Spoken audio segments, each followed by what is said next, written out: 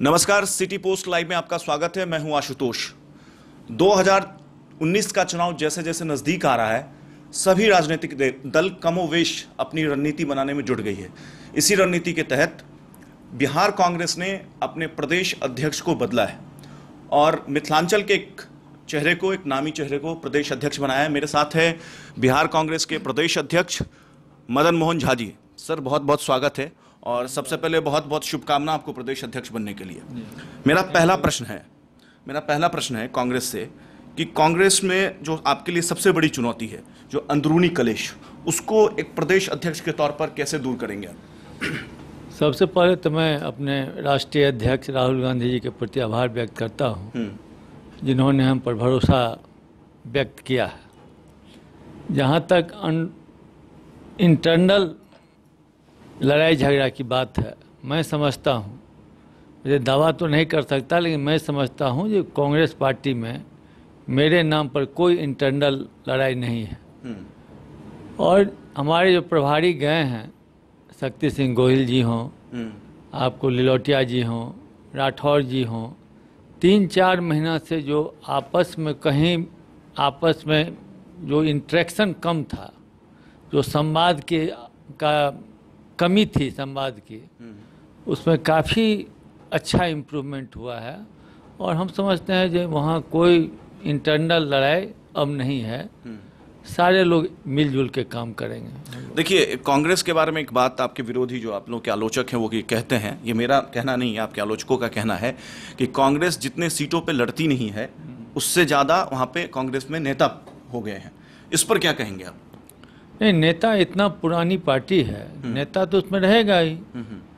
कोई पार्टी मान लिए 10 दिन पहले बनता है, 20 दिन पहले है, जितना है वो तो हमारा ही ब्रांच सब है। बहुत पार्टी तो हमरे ही से निकल के बना है। तो हमारे यहाँ नेता कहीं ना कहीं आप कह रहे हैं कि वो कांग्रेस का टीम भी है नहीं है सर, बन के गए हैं बहुत लोग। कोई जाया करके पार्टी बनाते हैं, कुछ करते हैं। तो हमारे यहाँ तो नेता की कमी नहीं है, लेकिन कोई भी नेता हो स्टेट लेवल पर, सारे लोग का उद्देश्य एक है, जो राहुल गांधी जी को मजबूत करना। और वहाँ आके जितने छोटे नदी और तालाब हैं, सब जाके समुद्र में मिल जाते हैं वहाँ। देखिए, जिस तरीके से एनडीए का गठबंधन है, उसमें बीजेपी और जेडीयू दोनों बराबर की लड़ाई लड़ती है अगर इंटरनल कॉन्फ्लिक्ट होता है तो। लेकिन महागठबंधन में कांग्रेस कहीं ना कहीं एक सपोर्टिंग कैरेक्टर में नजर आती है, मेन लीड में नजर नहीं आती है। ऐसा क्यों? कहाँ आप कह रहे हैं, कहाँ एनडीए में जो आप बोल रहे हैं बीजेपी और जदयू में समानता की बात है? हम नहीं समझते हैं कोई समानता की, उन दोनों में तो कोई बात ही नहीं है अभी। वो तो एक समझिए जो एक बेमेल गठजोड़ है, जो हम लोग से तोड़ के वो चले गए हैं। अब चाहे जिस कारण से भी गए हों, इस पर हमको नहीं जाना है। हम भी राहुल गांधी जी के माने आदेश से या उनके माने सामंजस्य से हम भी मंत्री रहे हैं। और नीतीश जी को क्या प्रॉब्लम हुआ, क्या संबंध? नीतीश जी ने ये कहा कि जो उनके प्रॉब्लम था वो आप कांग्रेस पार्टी के समक्ष उन्होंने रखा, लेकिन आपको मध्यस्थता करनी चाहिए थी। उन्होंने विधानसभा में बकायदा, जब आप लोग का ब्रेकअप हुआ, तब उन्होंने विधानसभा में ये कहा था कि आपको शायद याद होगा, शायद उस वक्त आप भी विधानसभा में थे, जब वो विश्वास मत दोबारा साबित करने के लिए पहुंचे थे विधानसभा के पटल पर, कि कांग्रेस के लोगों को हमने ये कहा था कि वो मध्यस्थता करें और समझौता करवाए, लेकिन आप लोगों ने मध्यस्थता नहीं किया, जिसके कारण आप लोग का ब्रेकअप हो गया। नहीं, किनको कहे, पहली बात तो थी जो लोग कलीग्स को कहता है पहले। अगर हम हैं वहाँ सरकार में और हम कुछ गड़बड़ी करते हैं तो पहले तो हमको कहते। अब तेजस्वी जी का कहना है जो उन्होंने नहीं कहा इस्तीफा करने के लिए, तो आप जिन्होंने गलती किया उससे मांगे ही नहीं, सीधे चले गए मान लिए ऊपर। ये तो नहीं ना सिस्टम था। पहले तेजस्वी जी से कहते आप इस्तीफा कर दीजिए, उसका निगोशिएशन करते। तो उन्होंने सो नहीं करके वो कहते हैं आप कांग्रेस पार्टी में उन्होंने किसे कहा, ये तो हम नहीं जानते हैं। तो मतलब आप ये आरोप लगा रहे हैं उन पे सीधा सीधा कि उन्होंने कांग्रेस पार्टी में कभी भी समझौता के लिए नहीं कहा, वो झूठ बोल रहे हैं? नहीं, झूठ बोल रहे हैं हम ये नहीं बोल रहे हैं, इसकी जानकारी मुझे नहीं है। लेकिन प्रॉपर चैनल ये होता है जो उससे मांगते। तो मतलब इंटेंशनली उनको आपके साथ अलग होना था, वो प्री प्लान था, आपका कहना है? ये उसका जवाब वो देंगे, लेकिन हम समझते हैं जो निश्चित रूप से पहले ही से कोई बात होगी। नहीं तो निगोशिएशन अगर किया जाता तो हो भी सकता था। चलिए, मैं अभी अब वर्तमान परिस्थिति में बात करता हूं कि अभी जो 2019 का चुनाव आ रहा है और उस चुनाव में कांग्रेस की भूमिका महागठबंधन में किस तरह की होगी, कितनी सीटों की डिमांड होगी आप लोगों की? पहला बाजू अभी उसका तो समय नहीं आया है, क्योंकि ये सिटी पोस्ट का ही खबर है कि लालू यादव ने कहा है कि सीटों, कौन से सीट पे कौन लड़ेगा, कितने सीटों पे लड़ेगा, ये आरजेडी पहले तय करेगी। नहीं, आरजेडी तय करेगी ऐसी कोई बात नहीं। पहले तो डिसाइड होगा ये कौन कितना सीट पर लड़ेगा, उसके बाद सीट का फैसला होगा ये कौन सीट वो लड़ें, कौन सीट, दोनों में किसके पास फॉर्मेडेबल कैंडिडेट है वहाँ पर, इतना इसका आकलन हो जाएगा। आपका क्या आकलन है कि महागठबंधन कितनी सीटों पे जीत पाएगी 40 में से? आज के डेट में भी हम लोग कम से कम जो उनका है 30-35 सीट जीतने का भी स्थिति में है। उसकी हालत जो है, एनडीए की हालत मेरे यहाँ, जो आप ही समझिए ना, आप ही से मैं पूछता हूँ, नरेंद्र मोदी जी ने जितना भी डिसीजन लिया, चाहे वो नोटबंदी का डिसीजन हो, चाहे राफेल का डिसीजन हो, चाहे आपको पेट्रोल डीजल का डिसीजन हो, चाहे आपको मुद्रा ये काले धन का जो था वो हो, चाहे 2 करोड़ आदमी को सालाना नौकरी की बात हो, चाहे आपको अन्य कोई मुद्दा हो, आप समझते हैं एक भी इशू पर वो पास किए हैं या उससे कोई फायदा हुआ है देश का या वहाँ की जनता का? तो जनता तो आजकल आपके माध्यम से हमसे ज़्यादा होशियार है, सारा चीज़ समझ रही है कौन क्या कर रहा है। मैं समझता हूँ ये गठबंधन कोई भी हो, चाहे मेरा लालू जी से हो, जीतनराम मांझी जी से हो, या उपेंद्र जी से हो, या अन्य लोगों से भी, जो भी धर्मनिरपेक्ष दल हैं और जिनका भी राहुल गांधी जी के नेतृत्व में आस्था होगा दिल्ली में, वो लोग मेरे पास आएंगे, हम सबका स्वागत है। चलिए, मेरा 2-3 सवाल मात्र है और मैं वो 2-3 सवाल लेके आपको फ्री कर दूंगा। एक सवाल ये है कि जिस तरीके से बिहार में पिछले कुछ दिनों में लॉ एंड ऑर्डर की समस्या उत्पन्न हुई है, ऐसा लग रहा है कि वो फिर से वो जंगल राज का डराने लगा है, इस पर क्या कहेंगे आप? कल ही बिहार में एक मेयर की हत्या हो गई, मतलब गोली से छल्ली कर दिया गया। निश्चित रूप से वहाँ जो है लॉ एंड ऑर्डर स्थिति की बहुत ही गड़बड़ है और दिनों दिन हालात जो है बद से बदतर होते जा रही है।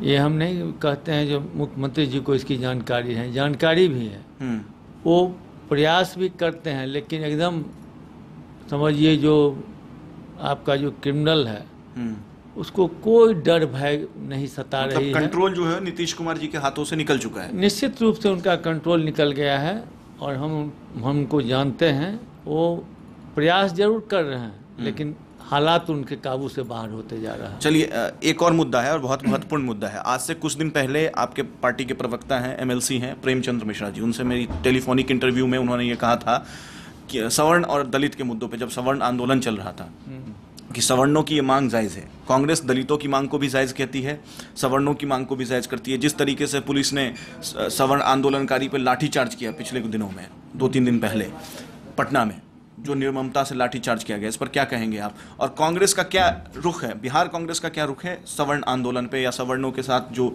ये मूवमेंट चल रहा है उस पर?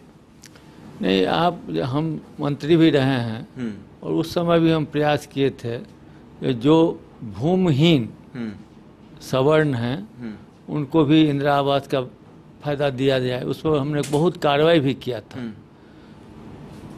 जो आरक्षण है उसके हम लोग विरोधी नहीं हैं, वो तो हम ही लोग का किया हुआ है, ये लोग थोड़े किए हैं।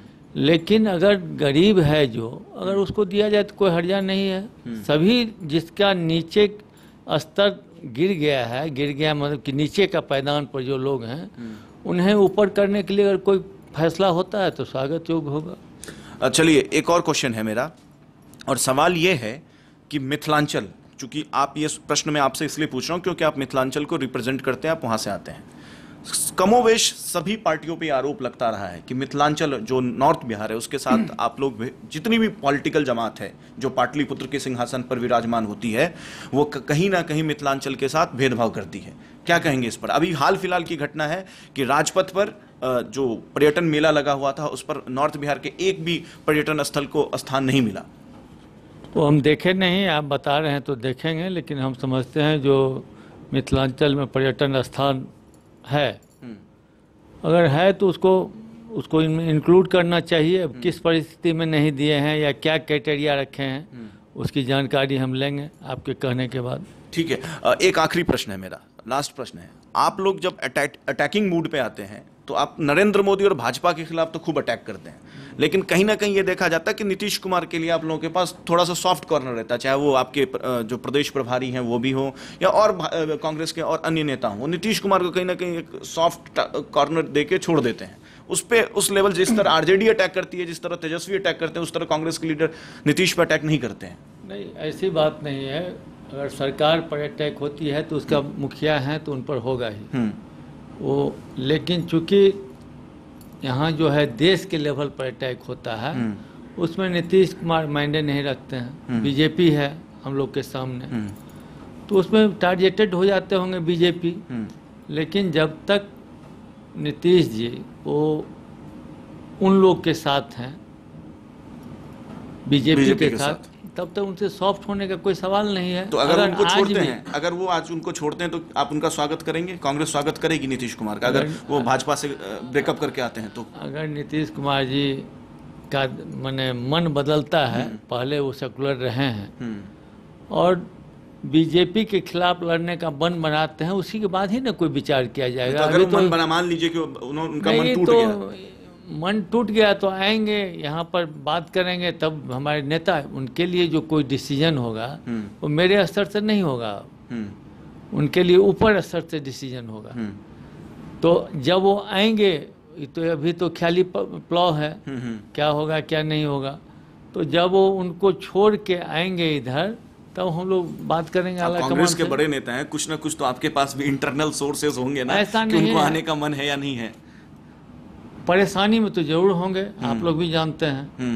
नीतीश कुमार जी का जो तेवर है उसमें वो परेशानी में होंगे पक्का। मतलब कंफर्ट जोन नहीं है वो बीजेपी के साथ उनका? नहीं होंगे मेरे हिसाब से। तो अब मान लीजिए क्या होगा परिस्थिति तो हम नहीं बता सकते हैं, लेकिन उनको छोड़ के आना चाहिए। तो पहले छोड़ें, फिर सरकार टूटेगी, फिर इधर आएंगे, तब बात होगी कुछ। अभी जब तक उनके साथ हैं तब तक इस इशू पर कोई बातचीत। चलिए, हमसे बात करने के लिए बहुत बहुत शुक्रिया। तो ये थे मेरे साथ बिहार कांग्रेस के प्रदेश अध्यक्ष मदन मोहन झा जी। अगले एपिसोड में फिर किसी नए दिग्गज के साथ आपसे मुलाकात होगी। तब तक के लिए देश और दुनिया की खबरों के लिए देखते रहिए, पढ़ते रहिए सिटी पोस्ट लाइव।